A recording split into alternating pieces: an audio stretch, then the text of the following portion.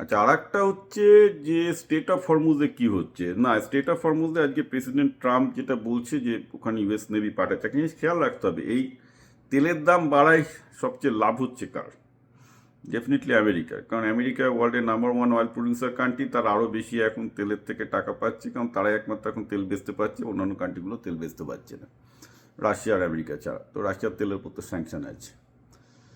তো ন্যাচারালি ইউএসের খুব একটা দায় পড়েনি স্টেট অফ হরমুজকে ক্লিন করে দেওয়ার, তবুও ট্রাম্প দুটো অ্যাকশন নিয়েছে। এক হচ্ছে বলছি যে ইউএসের ন্যাশনাল যে ইন্স্যুরেন্স কোম্পানি আছে সেটা দিয়ে সমস্ত শিপিং কোম্পানি চাইলে তাদের কাছ থেকে ইন্স্যুরেন্স কিনতে পারে স্টেট অফ হরমুজ ক্রস করার জন্য, আর US navy irrespective of nationality সমস্ত জাহাজকেই প্রোটেকশন দেবে স্টেট অফ হরমুজে। কিন্তু এখনো পর্যন্ত সেখানে কিন্তু ইউএস নেভি কিছু পজিশন নেয়নি। মানে আমি বুঝতে পারছি যে একটা ডিলেমার একটা কারণ আছে, একটা কারণ এই যে বেসিক্যালি এই স্টেট অফ হরমুজে ব্লক করাতে কিন্তু সবচেয়ে লাভ হচ্ছে ইউএসএ। দেখুন, কালকে ইন্ডিয়ার শেয়ার মার্কেট ক্র্যাশ করেছে, কিন্তু ইউএসএতে তেলের স্টক যথেষ্ট বেড়েছে, কারণ ইউএসএতে তেল বিক্রি হবে, because US highest oil producer country, right? তো সবচেয়ে লাভ। সুতরাং ট্রাম্পের অত মাথা ইয়ে হয়নি। এখানে একটা ব্যাপার হচ্ছে, মোদি চুপচাপ থাকা উচিত নয়, স্টেট অফ হরমুজে ইন্ডিয়ান নেভি পাঠানো উচিত।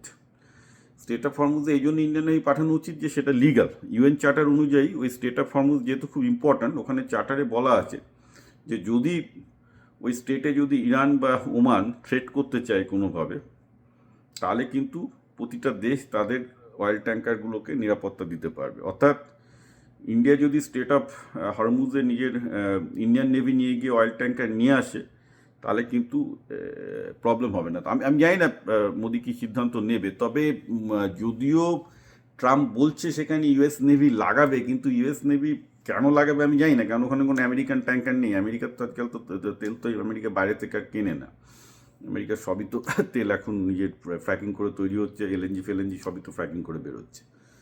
আর কি যেটুকু কেনে সেটুকুর ম্যাক্সিমাম হচ্ছে এখন ভেনেজুয়েলা আর কানাডা থেকে। তো সেদিক থেকে দেখতে গেলে স্টেট অফ হরমুজ আটকানোতে ইউএসের লাভ আছে, ক্ষতি কিছু নেই। ইন্ডিয়ার সবচেয়ে বেশি ক্ষতি আছে। চায়নার, যেহেতু চায়নার ভেসেলগুলোকে পাস করতে দিয়েছে, সেহেতু চায়নারও অতটা ক্ষতি নেই। সুতরাং এই মুহূর্তে ইন্ডিয়ারই একমাত্র তাগিদ থাকা উচিত যে ওখানে নেভি পাঠিয়ে ইন্ডিয়ান অয়েল ট্যাঙ্কারগুলোকে পরিষ্কার করা, যাতে ইন্ডিয়ায় তেলের দামটা না বেড়ে যায়। এখন ব্যাপারটা হচ্ছে সেটা মোদি করবে কিনা আমি জানি না, কিন্তু ওনার করা উচিত, করলে ইন্ডিয়ান নেভিরও লাভ, কারণ ওয়ার টাইম প্রিপারেশন সবার লাভই হবে। কারণ তা না হলে যেটা হবে যে শেয়ার মার্কেট থেকে শুরু করে সব জায়গায় ইন্ডিয়াতে ফাটকা বাজার শুরু হবে। তো আমি জানি না, আমার ধারণা হয়তো আপনারা আজকালের মধ্যে দেখতে পাবেন যে মোদি হয়তো কোনো অ্যাকশন নেবে, যদি না নেন it will B a political blunder for him.